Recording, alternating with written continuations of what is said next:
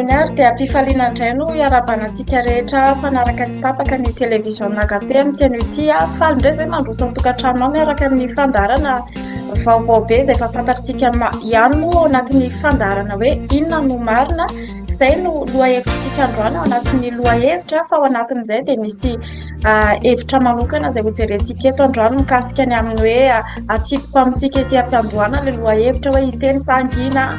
fifehezantena inona zany ny zavatra ao anatin'izany dia izay no resadresantsika eto fa alohan'izay dia miarahaba manokana ndretim-piaramiasa aloha androany Ranadahery moa izay tompona draikitra amin'ny fandarana inona no marina miarabanao Ranadahery tonga soa moa zany atao anatin'ny fandarana inona no marina ianao no tompo-pandarana raha teo ka dia miarabanao tahin Jesosy hatrany. Ia dia miarabanao koa Ranavavy iny Jesosy ianao misaotranao no nanome ny fitenenana ary dia fifaliana ho ahy manokana koa zany ny miaraka mandray anjara amintsika eto dia raina ny tompo fa mino fa ho zava-dehibe no resantsika eto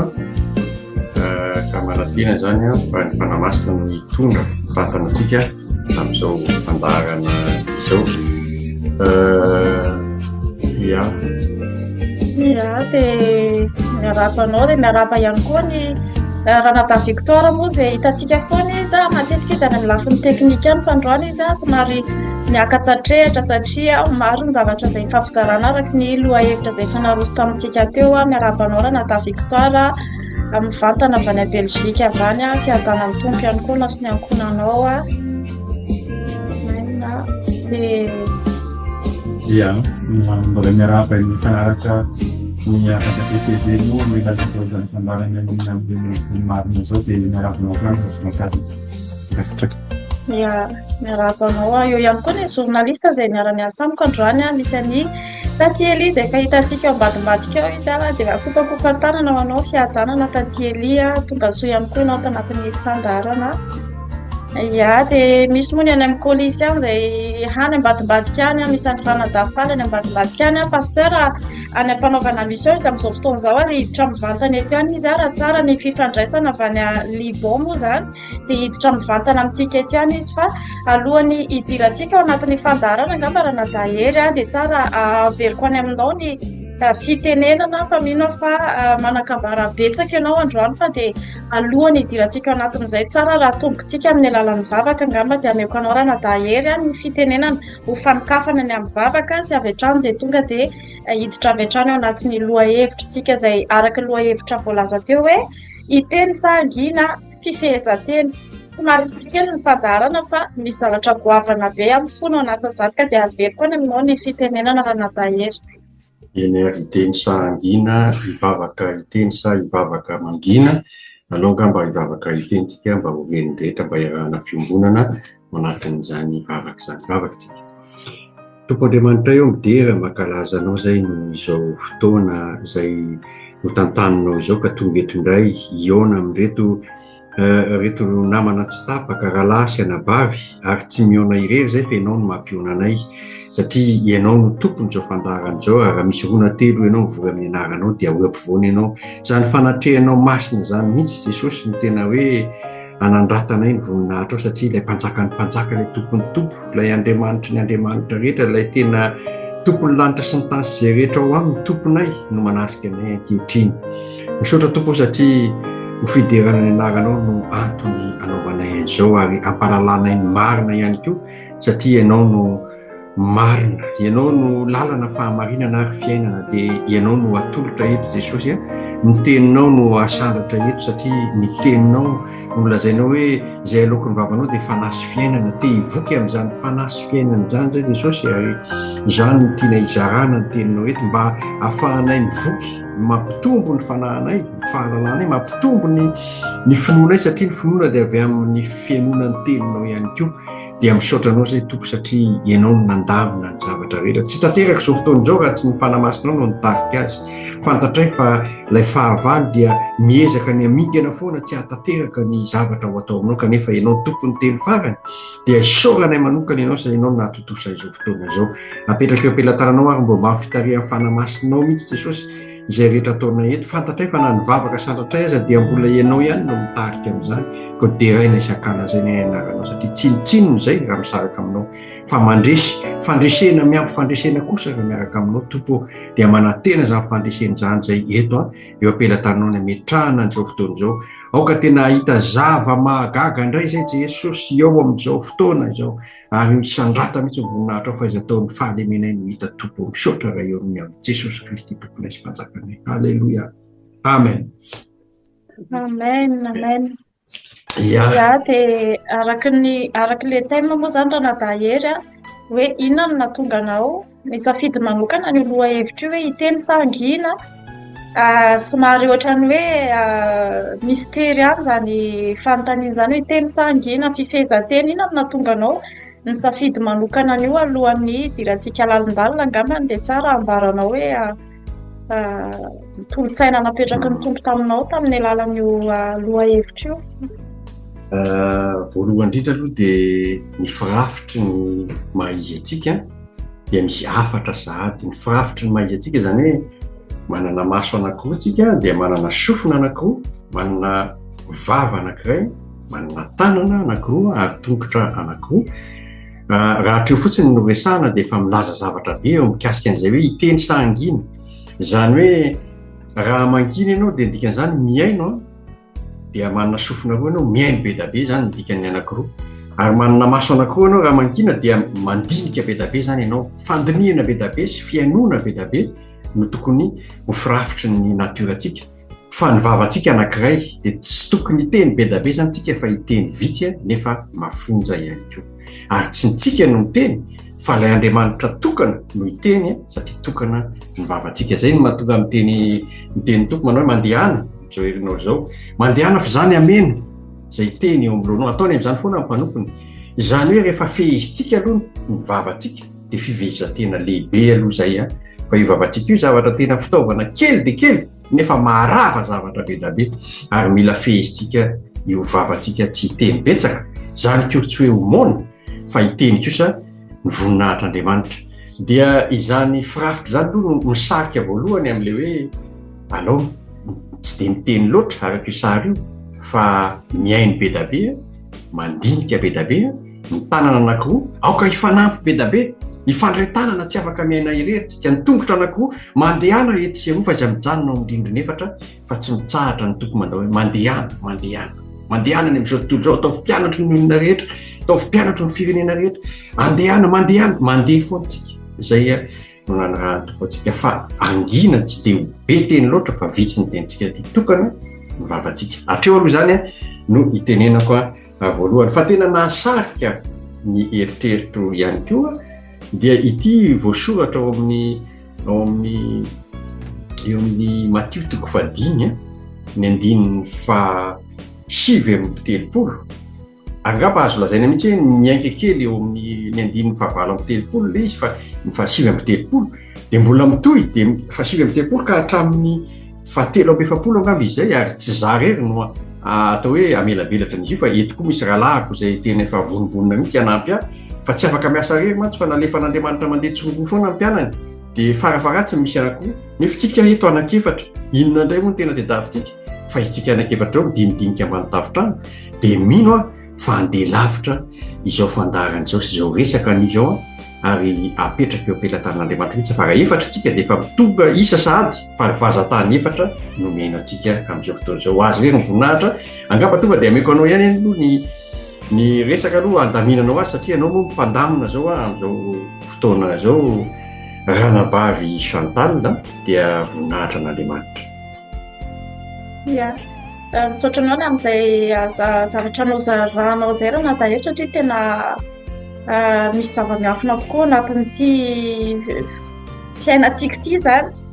indrindra moa ny arak'izay nitsindrinao teo na miresaka hoe ny vava izay misy fotoana tokony anginana, misy fotoana tokony itenenana ihany koa ny ampitorotena hitantsika an'izay raha nata Victoire asa manahoana ny fijerinao indray io thème io izay mikasika manokana amin'ilay voalaza teo ihany hoe hiteny sa angina, fifehezantena,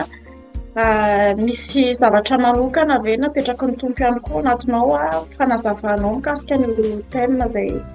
hoentsika ato anatin'ny fandarana inona no marina.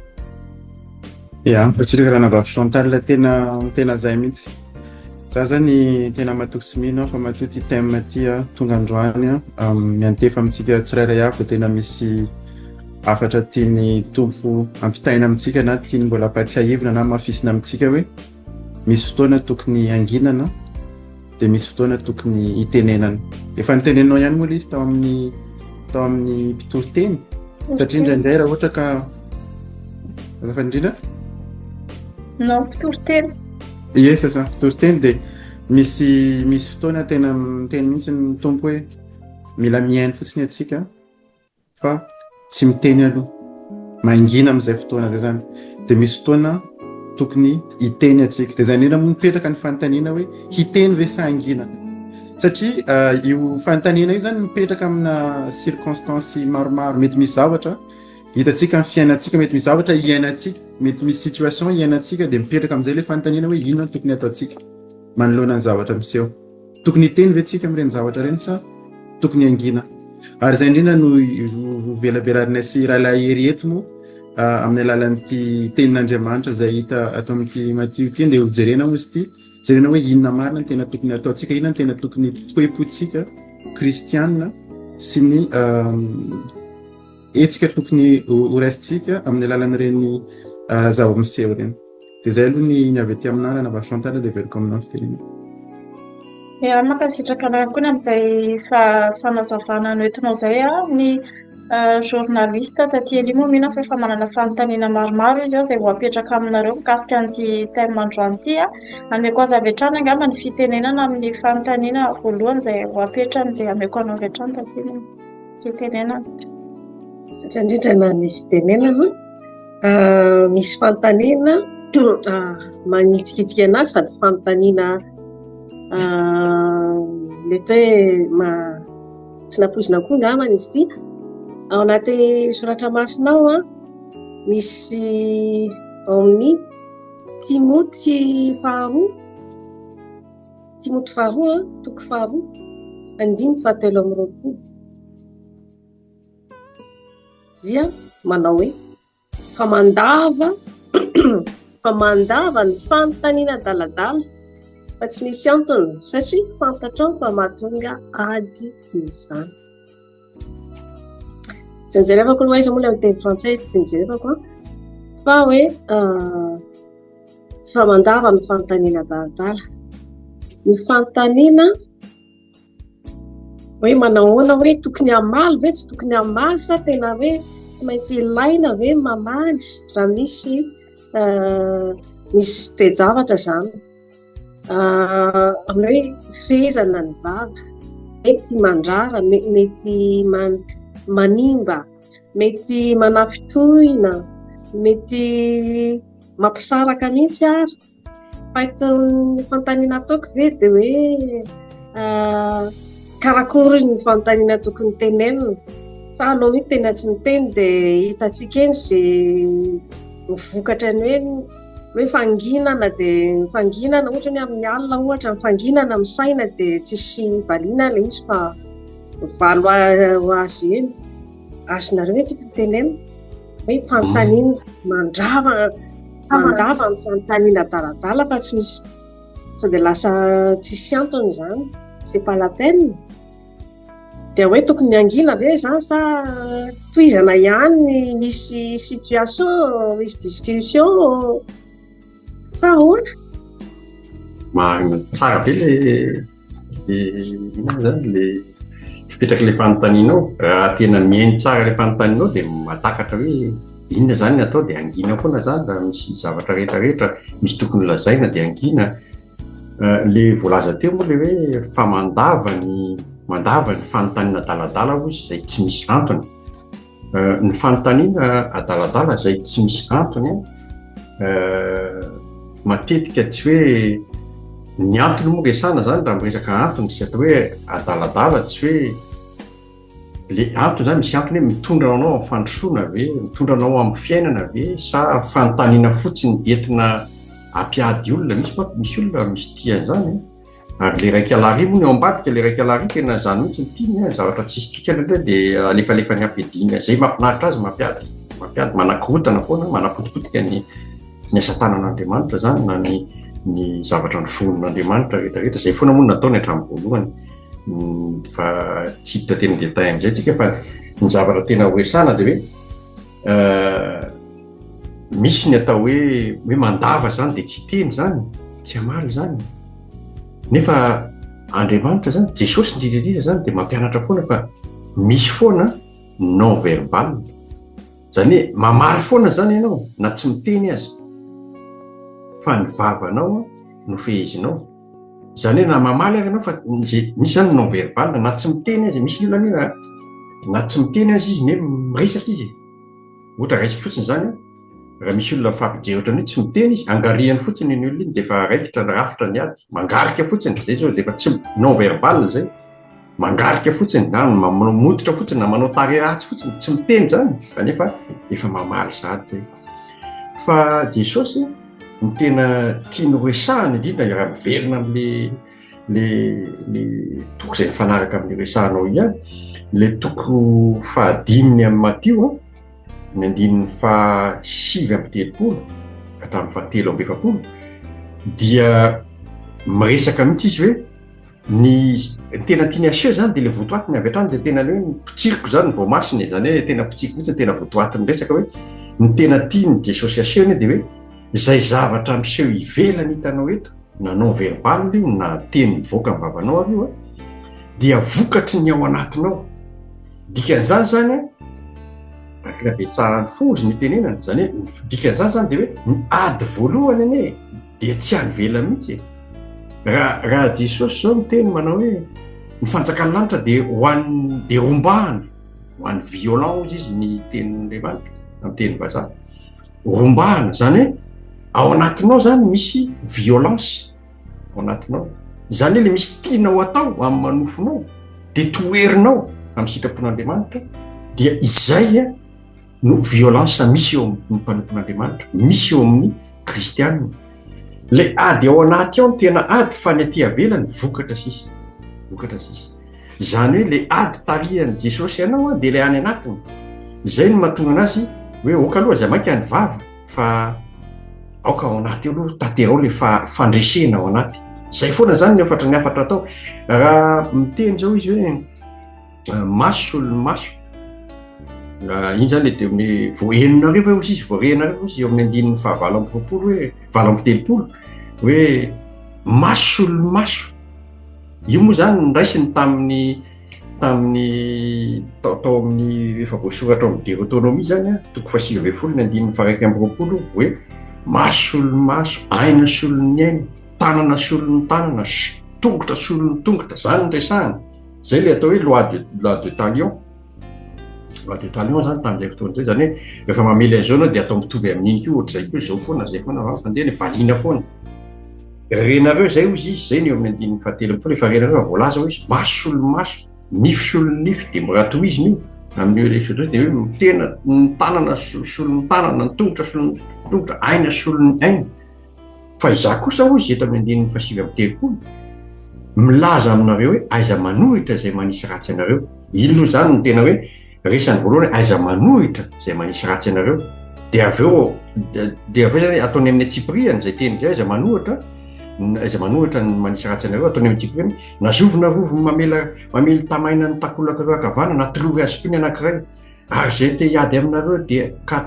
tahaka ny akanjonareo dia avelao azy koa ny lambanao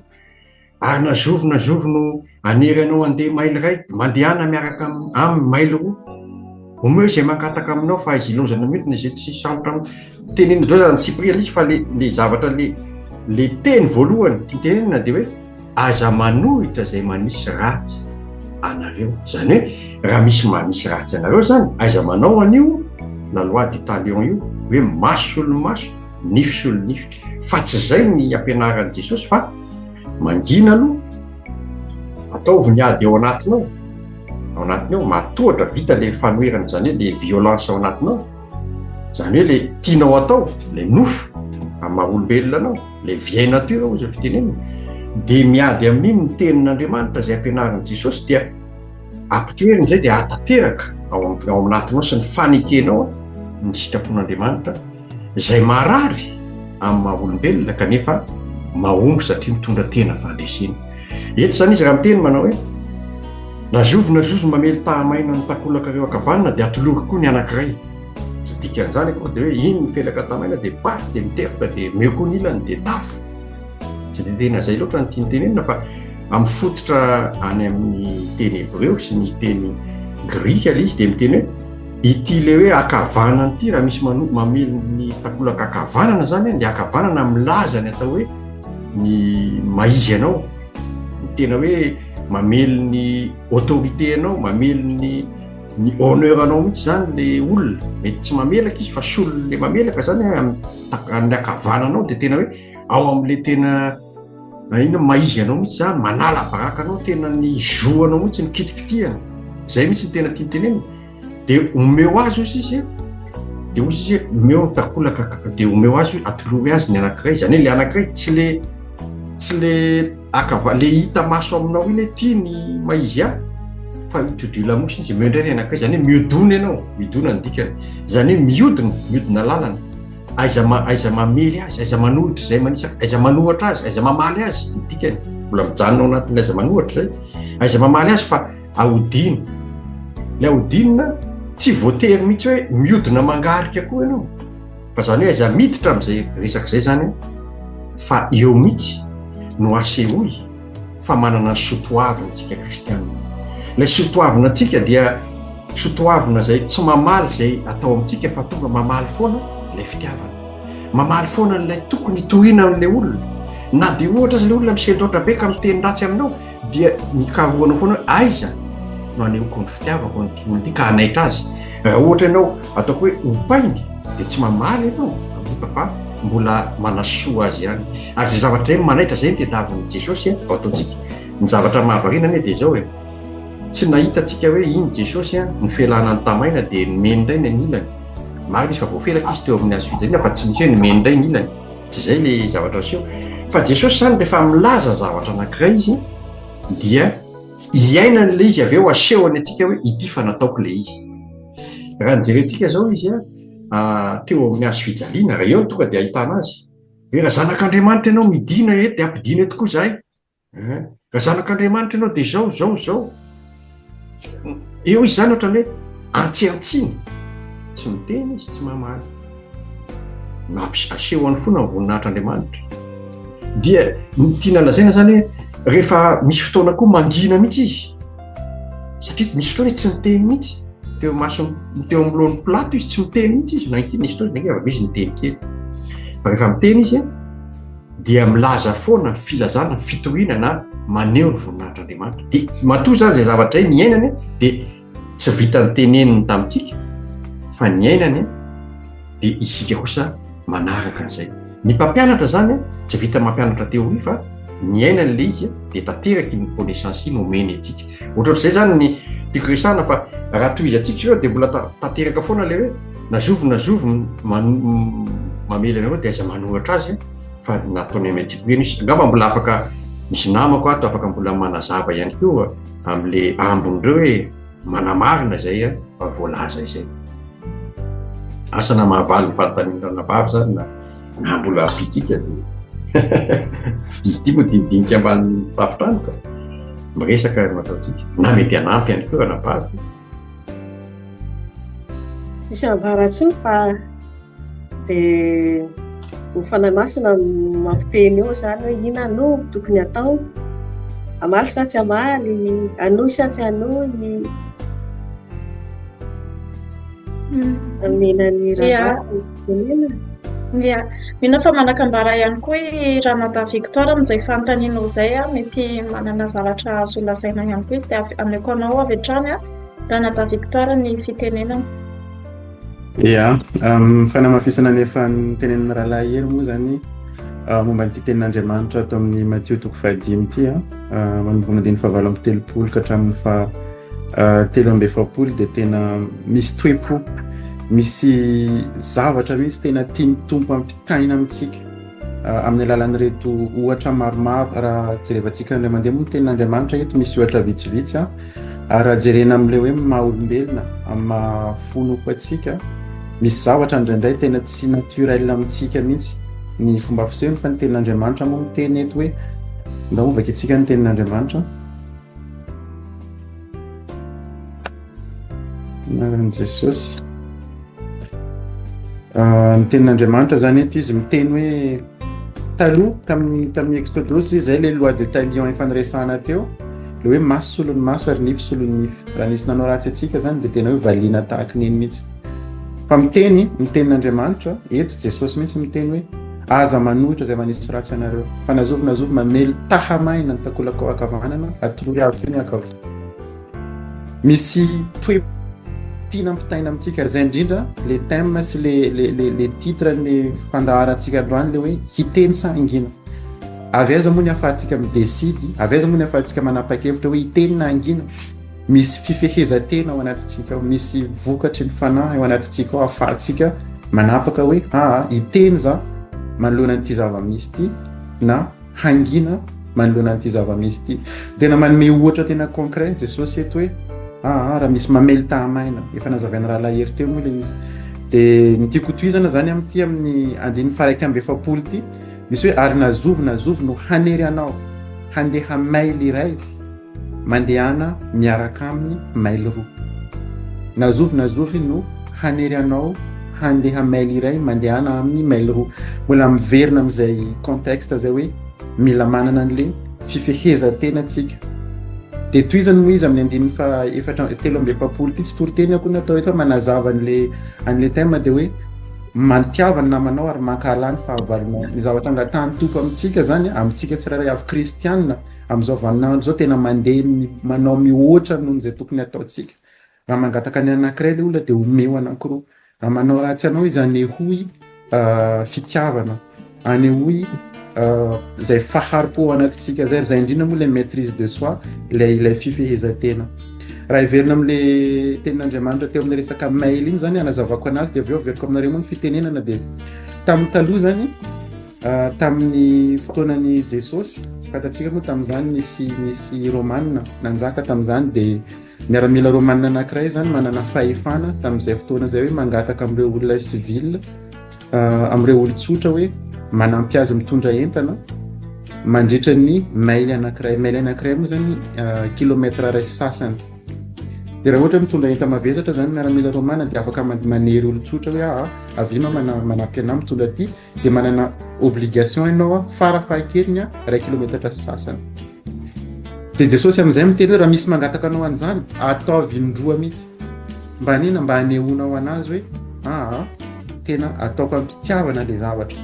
Dia atsika tsirairay avy zany asaina angatahany Tompo andeha mihoatra noho izay tokony ataontsika. Dia izay zavatra zay en fait tena zavatra avy ao anatintsika mihitsy. Indraindray amin'ilay maha-olombelona hoe tsy mora fa fanahy masina mahatonga an'ilay zavatra mety hoe tsapantsika mety hoe obligation ho lasa acte volontaire, ho lasa zavatra atao an-tsitrapo. Dia miresaka koa ilay momba n'ilay resaka hoe tahamaina teo, tsy hamaly ny ratsy amin'ny ratsy akory sanatria fa mandà izay valifaty zay,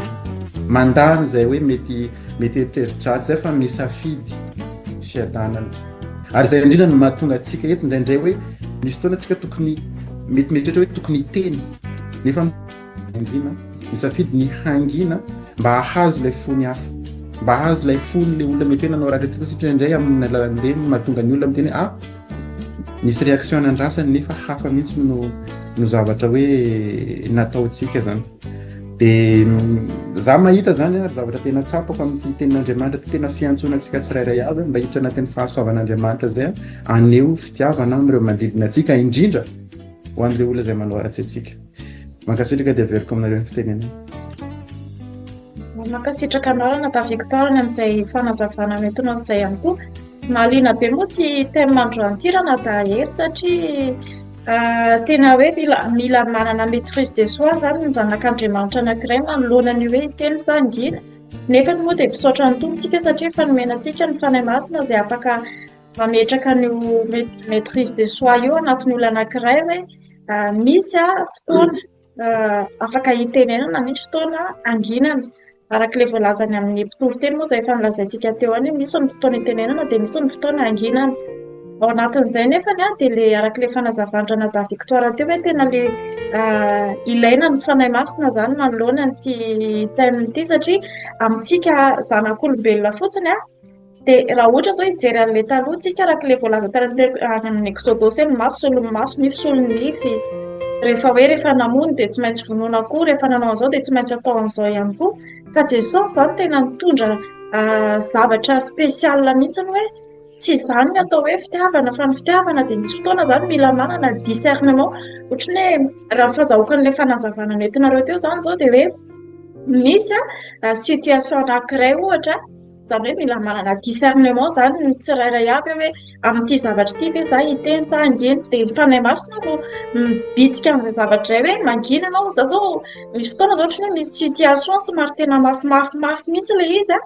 fa henoko mihitsy ny fanahy masina miteny hoe mangina fotsiny aloha ianao, mila calme fotsiny aloha, mangina fotsiny aloha. Tsy voatery zany tsy maintsy hoe hisendoatra tsika amin'ny mahazanak'Andriamanitra tsika, tsy voatery tsy maintsy hoe hisendoatra be hoe satria izy ny tena an'izao dia tsy maintsy teneniko koa izy androany, tsy maintsy anao ohatr'izao koa. Fa ny fanginana tena zava-dehibe mihitsy ary na ny taona ary moa dia nitenena izay mangina volamena. Ao anatin'ilay fahanginana zany ianao mandiny teny, fa ilay fahanginanao ihany koa mitondra fahatongavan-tsaina any amin'ilay olona hafa zany izay mety hoe mampisy an'ilay zavatra ohatra. Dia tsara be mihitsy ilay thème fa tsy haiko raha mbola manana fanontaniana ve ny Taty Elia alohan'ny hidirantsika indray amin'ny tapany manaraka, fa sarotry dia sarotry moa hiaina an'ilay fanazavana hoentinareo fa tena tsara ilay izy. Mbola misy fanontaniana ve avy any amin'ny journaliste alohan'ny hidirantsika indray amin'ny manaraka?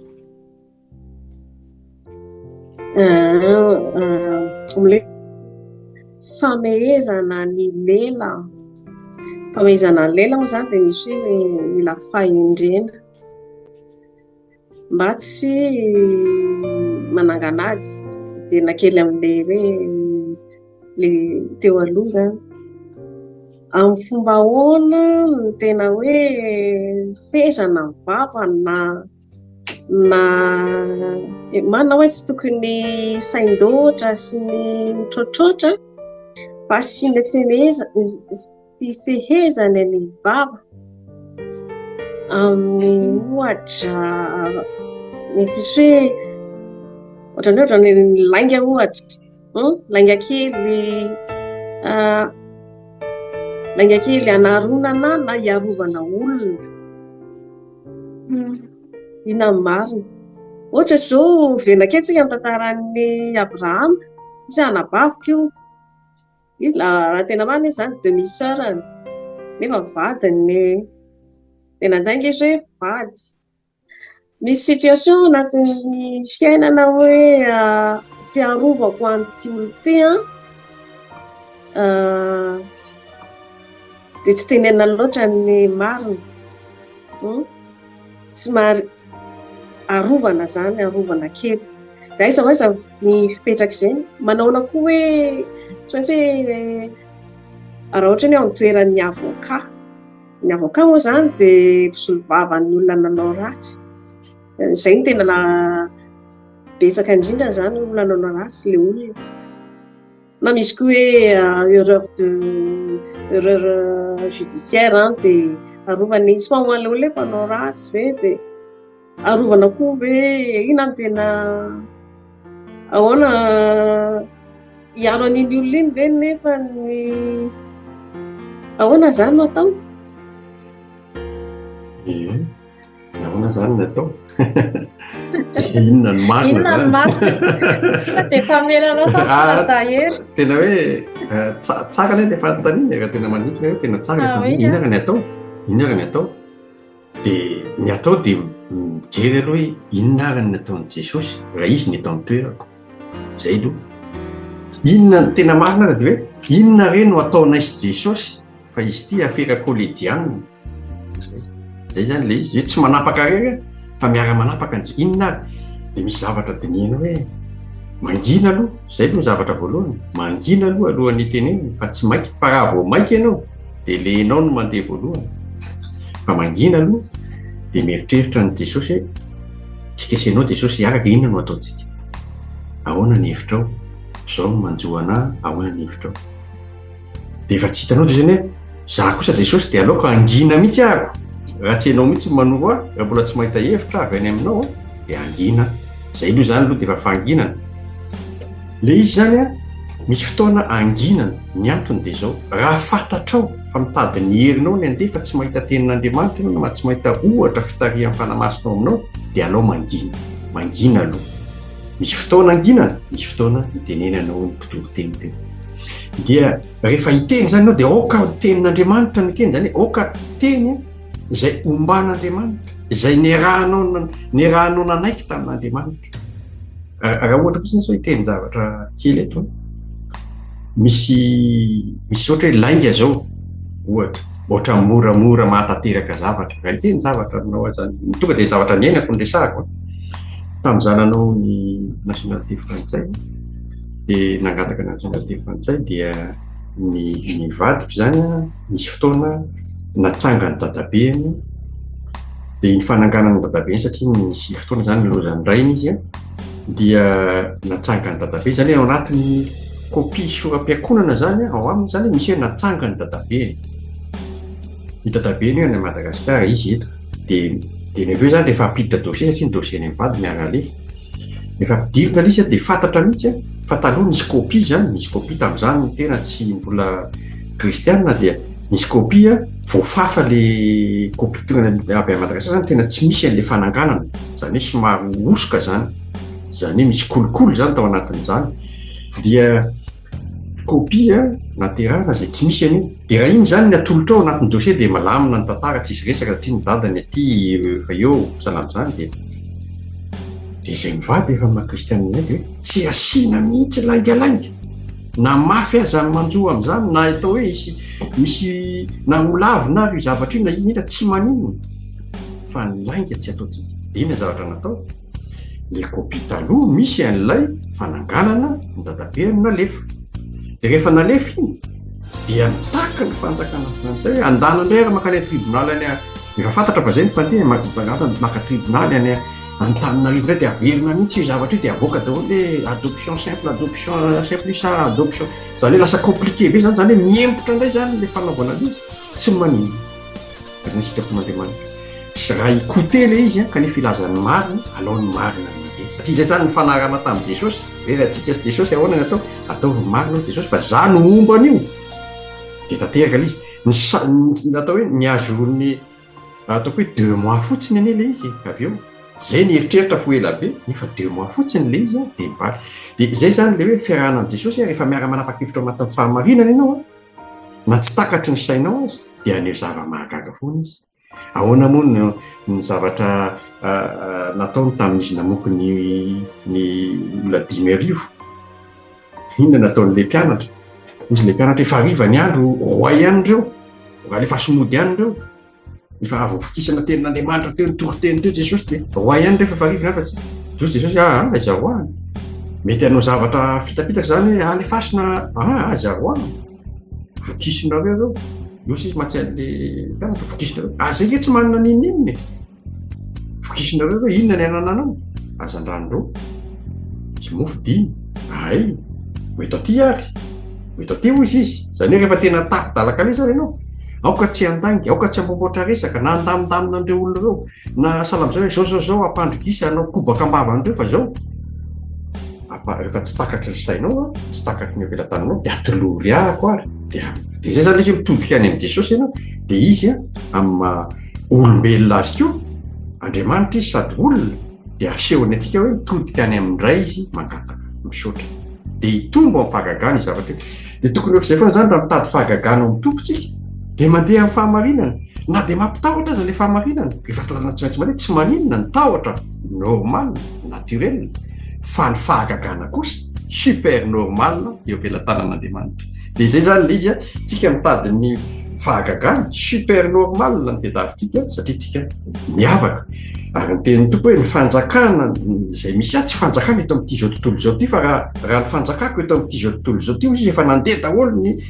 legiona ny anjely amonjy asa na laeto, ary eo le mahagaga. Ny zavatra tian'ny tompo atao zany dia zao foana hoe eo amin'ny 9:7 moa izay tsy mivakitsika feo ambany eo amin'le matitiko vadimy misy any ary raha ny rahalanareo ihany no arabainareo, inona no ataonareo mihoatra ny sasany. Mona dia ny jetlis sasany tsy manana manao an'izany toy izany vao izy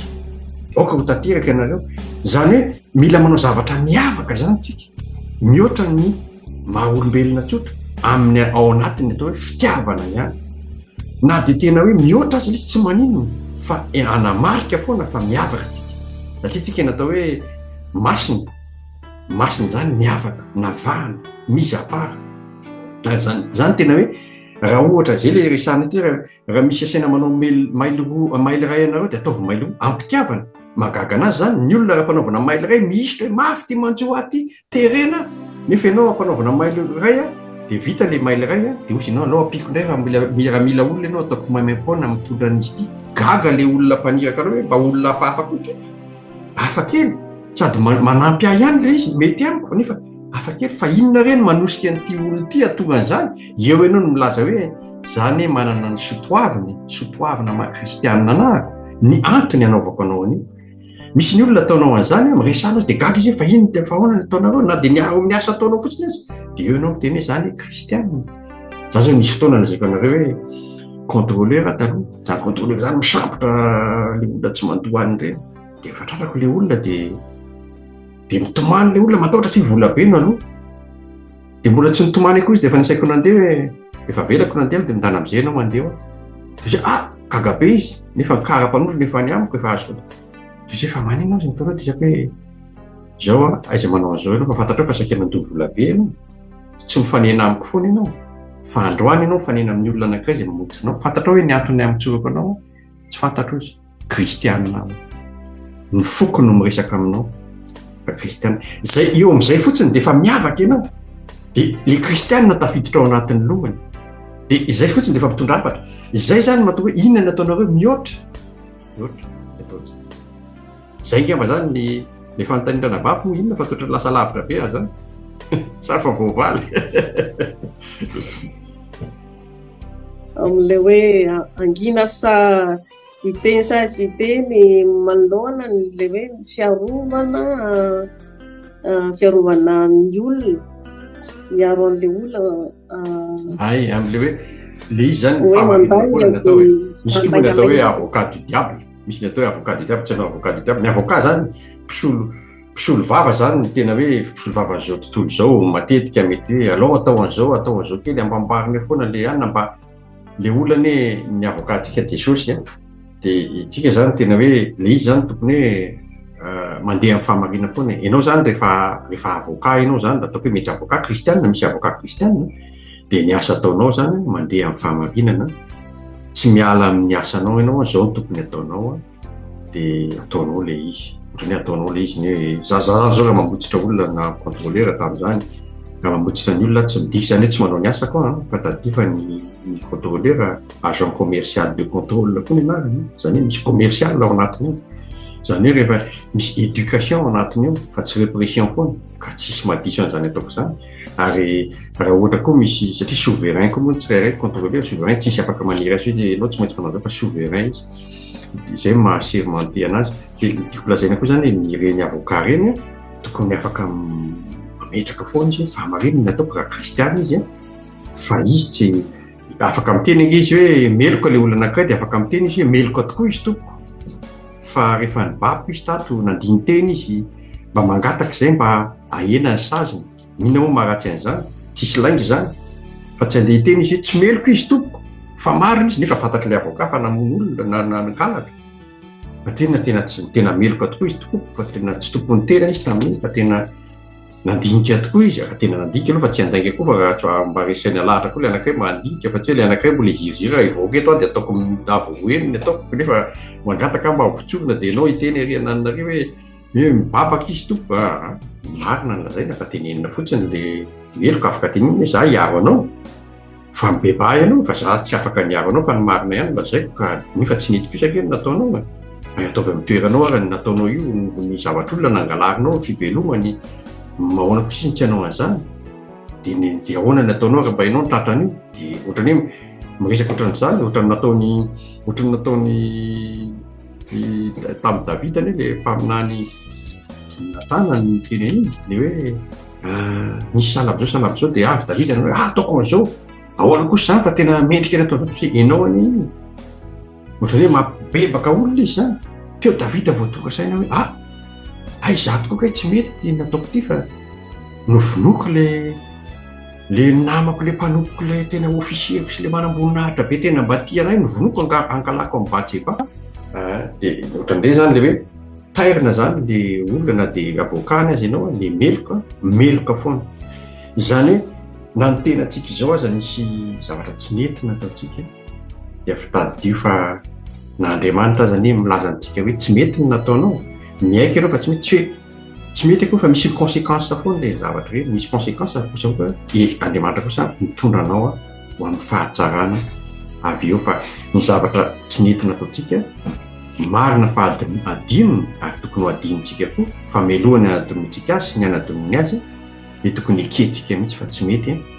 ary dia araka ny tenin'ny Zakaiosy moa tamin'le hoe raha nisy tsy mety nataoko dia ataoko avo efatra eny reny tokony izy zany hoe rehefa misy tsy mety zany ny ataonao dia bebaka ianao mibabaka aloha ianao tsy mety dia mibebaka ianao fa ao anatin'iny tsy maintsy misy réparation foana kosa le réparation zany na le izy réparation ao aminao tsy hanao an'izay intsony ianao zay ny atao hoe réparation tsy hanao an'izay intsony ianao fa tena resy lahatra ianao fa tsy nety nataonao ary tena lazainao hoe tsy hanao an'izay asehoanao amin'ny olona mihitsy zay nataonao ratsy tena tsy hanao an'izany intsony fa tena tsy mety nataoko io fa alohako aloha io alohako fa tsy mety nataoko fa alohako io fa dia tsy hanao an'intsony zay zany le réparation tokony ataon'ny olona kosa aloha ary zay ny fahamarinana fa ny marina tsy maintsy ambara tsy azo avily ny marina fa ny familiana marina ohatra ny mampety zavatra eo ny eo fa tena mampandeha borika any amin'ny fahaverezana fa ny tsy familiana marina fa milazana marina ohatra ny tena hoe hiatra ohatra ny olana be nisy eo ambadika eo fa Andriamanitra nandamina an'iny ho lalana mahitsy sy lemaka sy zotra tsara satria zay ny kary tetavina misy zavatra isaky mety atao zany dia hoe inona nataontsika sy ianao Jesosy fa fanapahana kollejiana izy ty amen raha la victoire hitako tehiteny mihitsy ao anatin'izay mankasitraka anao na tahery avy hatrany dia mety tsika ranada victoire raha ny fitenenana ny fotoanantsika moa somary mandeha ihany fa maramaramara parantsika fa amentsika avy hatrany ny ranada victoire raha aloha dia avy eo manoloana an'izay zavatra efa voalaza teto moa zany zavatra hitako hoe mety ilain'ny mpanaraka antsika koa satria fanontaniana napetraka antsika teo hoe hiteny sa angina dia azahoaiza manoloana an'izany no fifehezan-tenantsika na ohatrany ahoana ny fifehezantsika tena dia mazava ho azy moa mila miaino ny fanahy masina miaino taridarany avy amin'ny tompo araka ny efa niresahana teo fa za mahita hoe afaka manome ohatra na situation vitsivitsy koa tsika hoe concret zavatra iainana andavanandro mazava ho azy avy amin'ny tenin'Andriamanitra koa ahafantarana hoe amin'ny fotoana inona no tokony tenenantsika na sokafany vavantsika dia amin'ny fotoana inona tokony anginantsika afaka maka ohatra amin'ny tenin'Andriamanitra moa za vitsivitsy dia afaka ampiana rahalahery koa zay dia zay angamba ny ahafahantsika mandravona ny fandaharana manoloana an'izay fanontaniana ifanapetraka zay dia sady miandry valiny ihany koa dia misy tenin'Andriamanitra moa any amin'ny teo amin'ny Timoty faharoa ihany fa any amin'ny Timoty faharoa toko fahaefatra efa voavaky teo ihany ty raha tsy diso za Timoty faharoa toko faharoa no vakitsika teo toko fahaefatra andininy faharoa vakiko ny tena amin'ny anaran'i Jesosy de Timothée 4:2 dia hoe mitory ny teny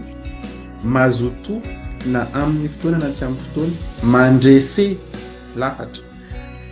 mamporesiha mananara mafy amin'ny faharoa sy ny fampianarana rehetra raha zavatra hitantsika amin'ny tenin'Andriamanitra ty zany le hoe mitoria amin'ny alalan'ina moa ny ahafahantsika mitory amin'ny alalan'ny vava. Mahazo toa na amin'ny fotoana na tsy amin'ny fotoana mandrese lahatra. Amin'ino moa andresentsika lahatra amin'ny vava amin'ny fitenenana zany. Dia mananara mafy, mamporisiha. Dia misy fotoana zany ten'Andriamanitra ny tompo fanahy masina amin'ny tenantsika mihitsy hoe mitenena. Raha misy an'ireto zavatra reto tsy maintsy atao, raha tsy maintsy ampahery atsika, raha tsy maintsy hitory atsika, raha tsy maintsy amporisika atsika, raha tsy maintsy hoe ananatra atsika. Zay aloha zany dia efa mandravona an'ilay hoe amin'ny fotoana inona antsika tokony hiteny. Indray koa any amin'ny Efesianina toko 4 any koa izy miteny, Efesianina toko 4 andininy 7:20. Efesianina toko 4 andininy 7:20 vakiko koa ny teny amin'ny anaran'i Jesosy dia miteny izy ato hoe aoka tsy aloky ny vavanareo izay teny maloto fa izay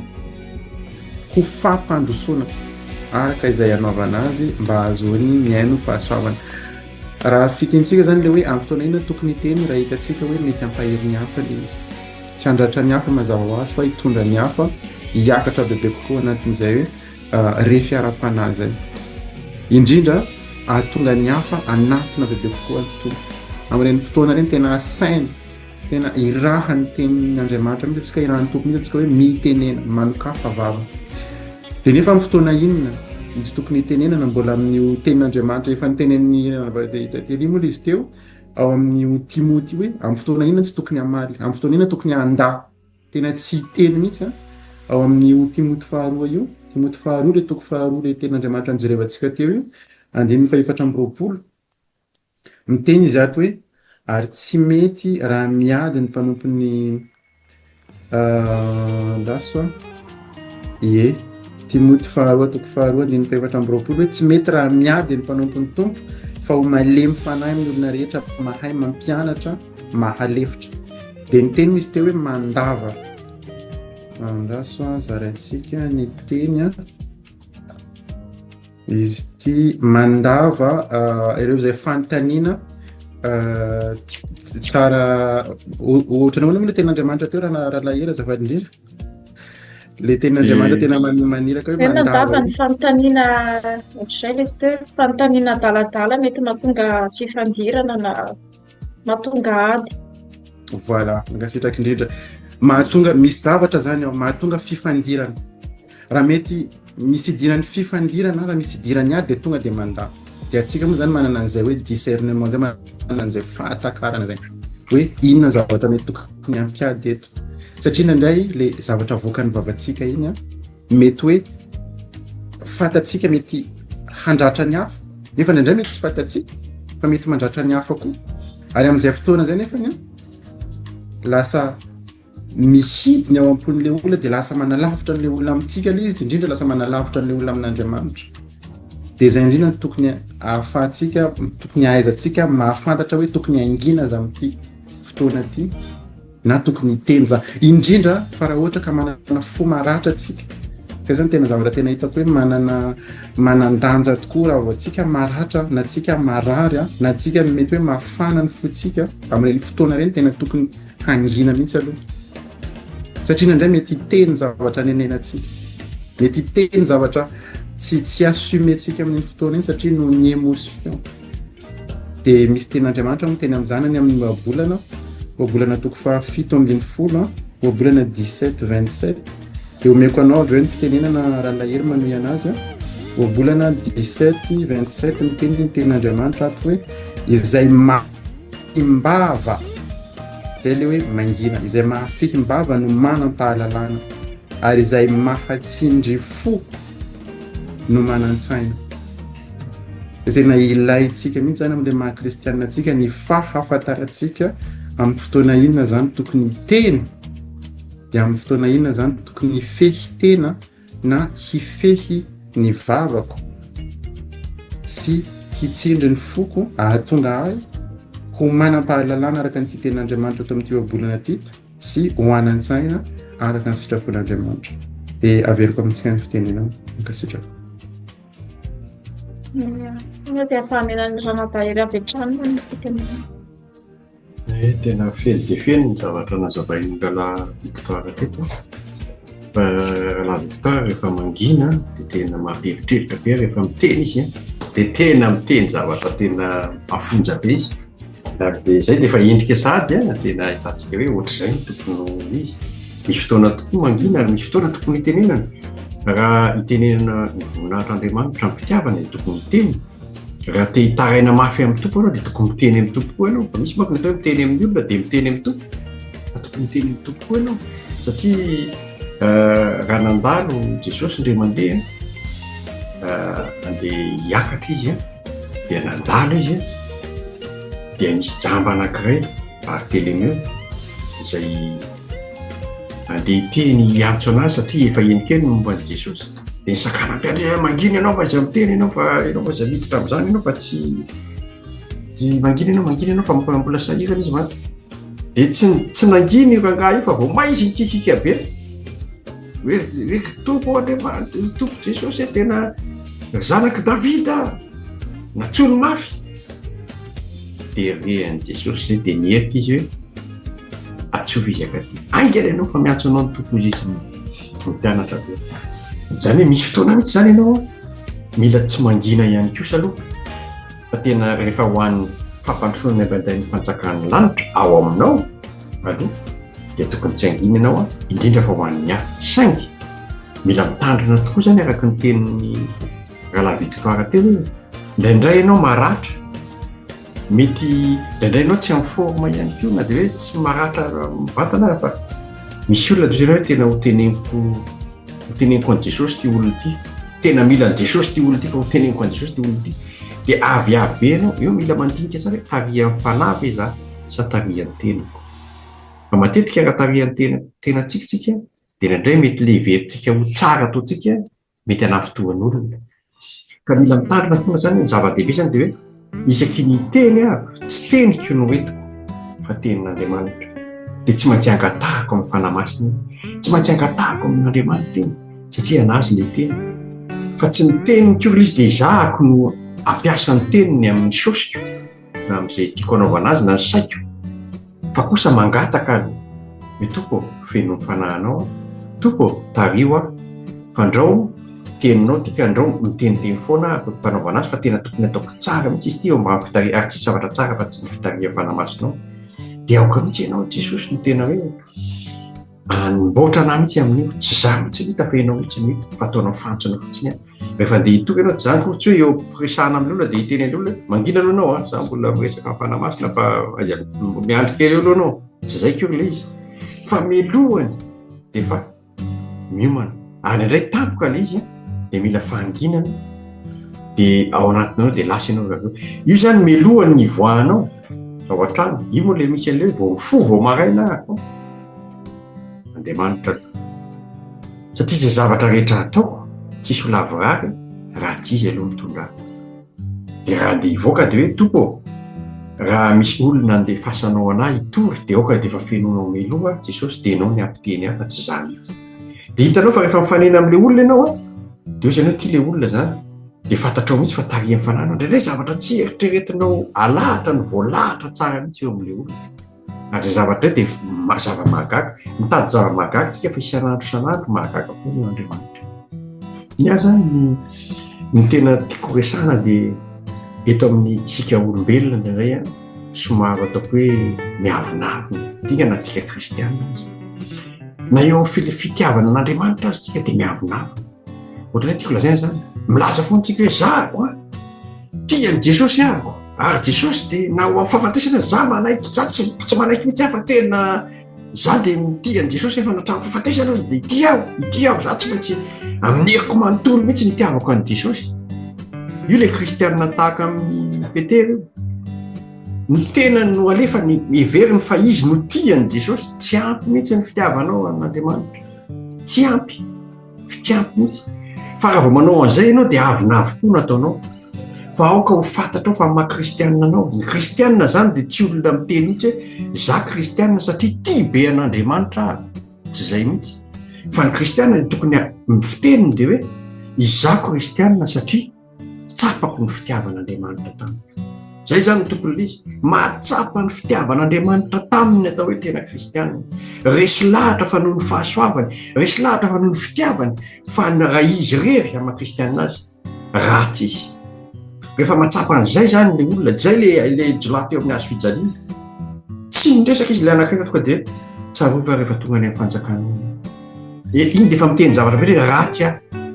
ianao ny atsara ao fa za tsisy zavatra atao. Misy ny olona mieritreritra za nanao an'izao a, nakarihana katia, za nitory tatsy, za nanao an'izao, nanao asa soa tary, aveo koa dia nanao an'izao dia nanao fivoriana zay dia tena za mihitsy ny masina e. Mila mitandrina mampetabe amin'izany. Fa ny kristianina tena kristianina dia kristianina mitanisa sy tsy mitsahatra miteny hoe izao no natoy zao aho noho ny fitiavany kristianina. Kristiny tia mihitsy, izy ny tena tia anahy, fa za tena tsy lasa hatramin'izao mbola tiaviny foana. Ndraindray ny olona tsisy tonga lafatra, na za miresaka aminareo zao tsy tonga lafatra aho, fa zavatra tsapako fotsiny dia ny tompony miaro ahy mifanamasina, mahatonga anahy voatahiry ohatran'izao. Fa raha miala amiko fotsiny tompo dia efa tsisy mandeha amin'izay ny maha-olombelona anahy. Dia zay no tiako ampitaina zany tsarovy fa Kristy ny tena tianao, fa ianao no asoaviny ary tsapanao zay zavatra zay hoe aiza diny mihitsy. Raha manao zavatra ianao, aiza tadidina ny zavatra ataonao, aiza tadidina ny zavatra ataonao, fa atao manao vapetapeta aiza mitadidy zay zavatra ataonao iraka Andriamanitra, aiza tadidina zay nataonao, aiza tany saina. Fa ny aiza diny mandrakariva dia nataon'i Jesosy teo amin'ny hazo fijaliana, fa teo ny tena naneho ny fitiavana anao ary teo ny namonjeny anao. Ary tsy nisy io hazo fijalian'i Jesosy Kristy io very daholo isika rehetra.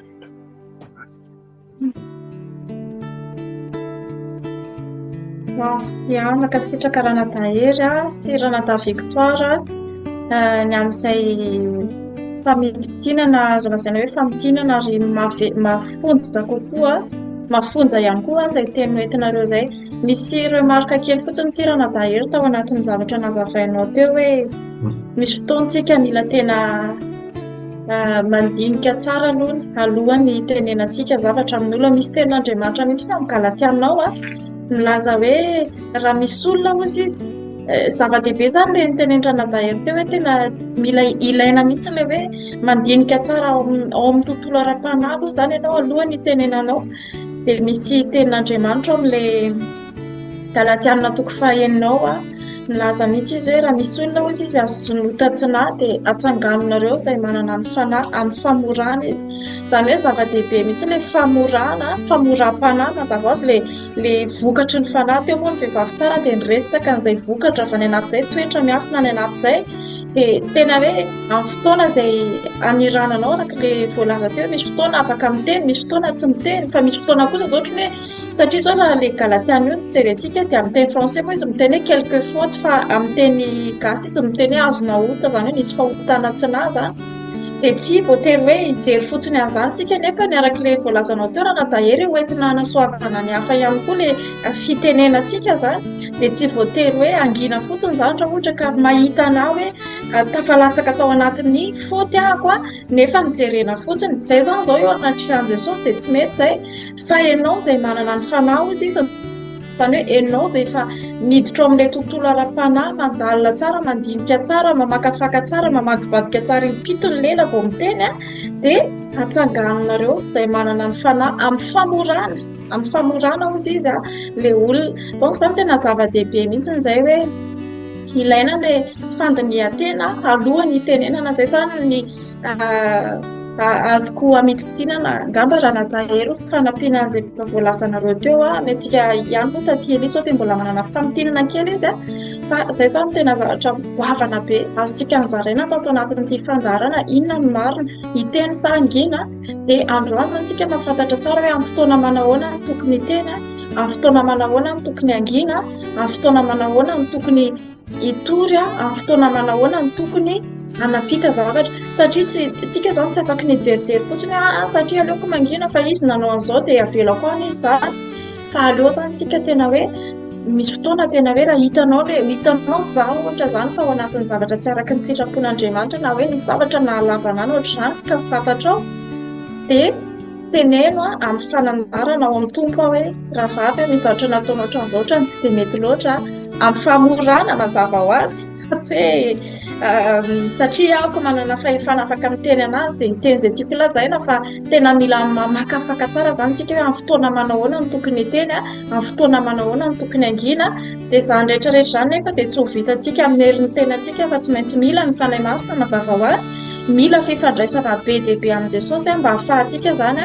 mahafantatra tsara manana le discernement hoe amin'ny fotoana ohatr'izao tokony hiteny na tokony hangina amin'ny fotoana ohatr'izao tena hoe akomboko mihitsy ny vavaka amin'ny fotoana ohatr'izao tokony ny miteny mihitsy satria mahasoa ny fiangonana le izy mahasoa ny hafa le izy mahasoa ny rahavavy mahasoa ny rahalasy ohatran'izany dia izay ngamba ny azoko ambarakely apiko an'izay teninao zay manamafisako an'izay dia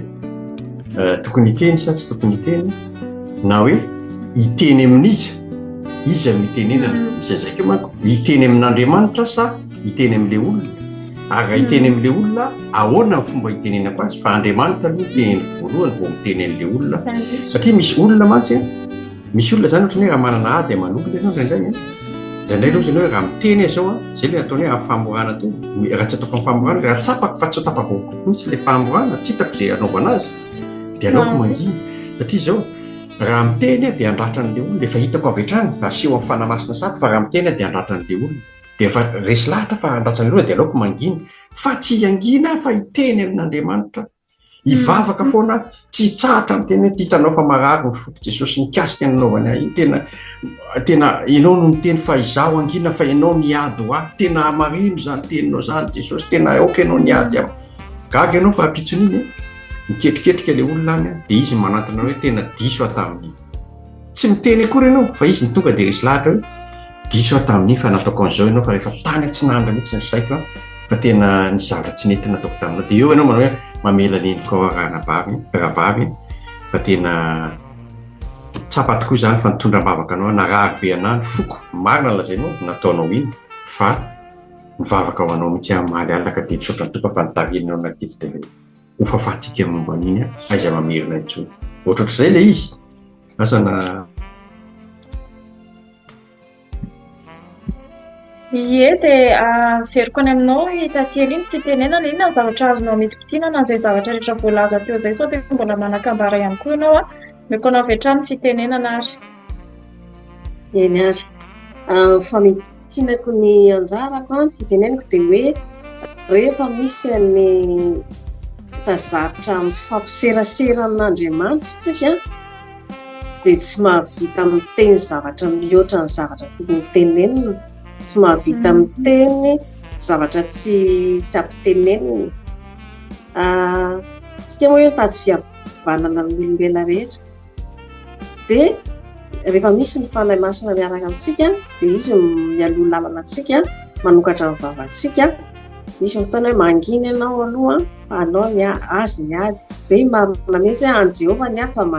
ianao no mangina dia tena hoe izy no hirotsaka tsehatra ny lalana amin'ilay situation hiatrehantsika mba hanana antsika n'ilay fitsarana sy fiadanana mba tsy dobodoboka be sy ny matahotra marary kibo indraindray hoe tena ahoana moa izany ty situation ty fa rehefa manana n'ilay fanahy masina hisolo vavantsika dia miteny milamina antsika zay tian'Andriamanitra ampitenena antsika misy koa hoe mangina ny fanetretena dia misy fitsaharana atao anatsika ato misy fifaliana atao anatsika rehefa na dia vita raha ilay situation tsy hanenjika tsony ny eritreritra rehefa avy eo hoe nisy an'izao na hoe tambemberina kely ilay situation matsarovana dia tsisy nampaninina antsika ohatran'ilay ohatrany hoe natao vaksiny tsisy mampanina tsosy fa vita vaksiny tamin'ny zavatra iny ka misy na zavatra eno misy zavatra mahita zany zavatra hita na eno dia tsisy hampanina tsony rehefa mangina dia mangina rehefa tokony hiteny dia miteny ho fahasoavana ny tena aloha voalohany indrindra tady fahasoavana ny hafa koa ary ny voalohany indrindra dia anoezam-boninahitra an'Andriamanitra dia zay makasitraka anao taty Eliny amin'izay asa Ranatahery Ranata Victoire sao dia mbola manana zavatra ambaronareo amin'ity alohany amaranantsika ny fotoana Tsy manakambara Nata Victoire, Ranata Hery. Sao dia mbola manakambara kely ianao? Vity micro. Azafady. Efa feno dia feno angamba ny voalaza rehetra teo. Iveriko fa efa manakaiky ny farany isika.